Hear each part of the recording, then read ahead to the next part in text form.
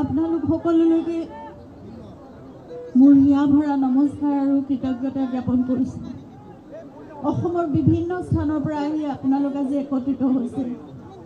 এক মাহ পাৰ হ'ল, জুবিন আমাৰ মাজৰ পৰা গৈছে বুলিতো ক'ব নোৱাৰোঁ, কিন্তু এটা অভাৱনীয় ঘটনা ঘটি গ'ল, যিটোৰ পৰা এক মাহ পাৰ হ'ল আৰু আপোনালোকে এতিয়াও সেই মৰম আশীৰ্বাদ প্ৰাৰ্থনা একেদৰে সদায় জনাই আছে তেওঁৰ বাবে, আমাৰ পৰিয়ালৰ বাবে, তেওঁৰ ন্যায়ৰ বাবে।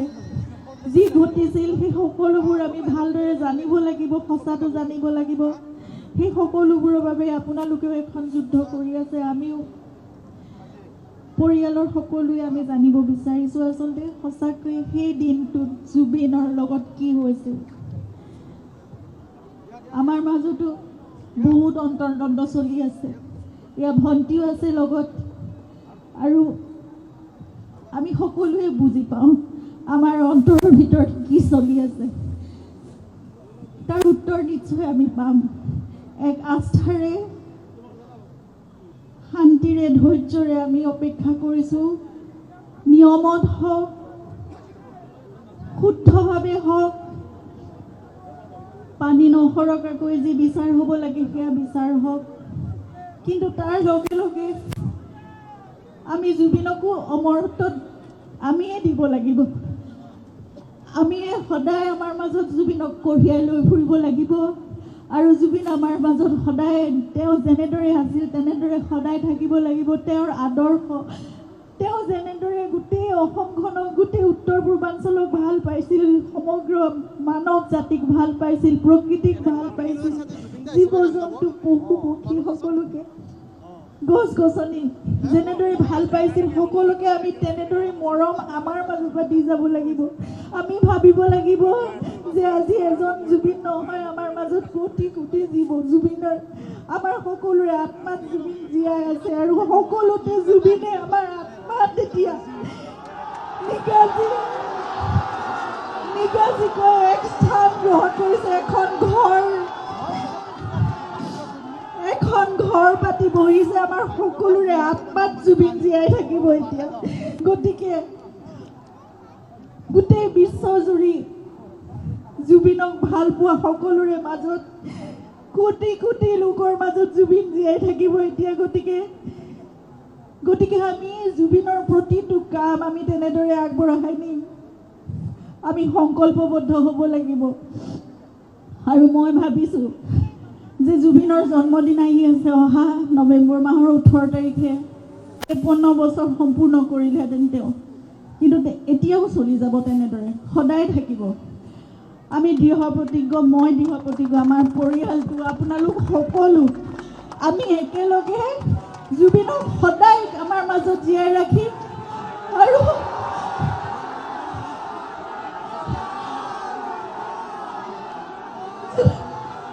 জুবিনে কৰিব বিচৰা সকলোবোৰ কাম আমি কৰি যাম। এজোপা এজোপা গছৰ মাজত জুবিনক জীয়াই ৰাখিম, প্ৰতিটো পাতত জীয়াই ৰাখিম। সেয়া ৩৬,০০০ গীতৰ মাজত জুবিন জীয়াই থাকিবলৈ, সকলোৰে কণ্ঠত জুবিন জীয়াই থাকিব।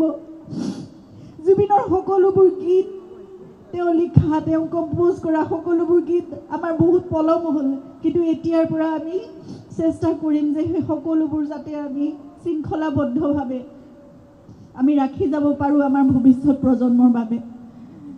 প্ৰতিটো পদক্ষেপত আপোনালোকে আমাক সহায় কৰিব লাগিব, আপোনালোকে নিজেও কৰিব লাগিব সেইখিনি। আমি গছ ৰুই যাম, সেউজ কৰিম অসমখন, উত্তৰ পূৰ্বাঞ্চলখন, জীৱকুলৰ বাবে আমি কাম কৰি যাম। নতুন প্ৰজন্মক লৈ জুবিনৰ ইমান সপোন আছিল, আৰু সদায় জুবিনে আৱেগত কান্দি উঠিছিল যেতিয়া নতুন প্ৰজন্মই কিবা এটা ভাল কাম কৰা দেখিছিল, যেতিয়া তেওঁৰ ওচৰলৈ আহি কিবা এটা কৈছিল যে এইটো কাম মই কৰিছোঁ দাদা, এইটো চাই দিয়ক। মোৰ ওচৰত আৱেগিক হৈ গধূলি ৰাতি আহি পেলাই মোৰ ওচৰত কৈ কান্দি যায়গৈ, চকু পানী ওলাই যায়গৈ। দেখিছানে, সিহঁতে ইমান ভাল কাম কৰিব পাৰে, মোৰ কিনো প্ৰতিভা আছে, সিহঁতৰ মাজত আৰু বহুত প্ৰতিভা আছে, সিহঁতে মোৰ অসমখনক বহুত দূৰলৈ লৈ যাব। গতিকে সেই সপোনবোৰ আমি পূৰা কৰিবই লাগিব।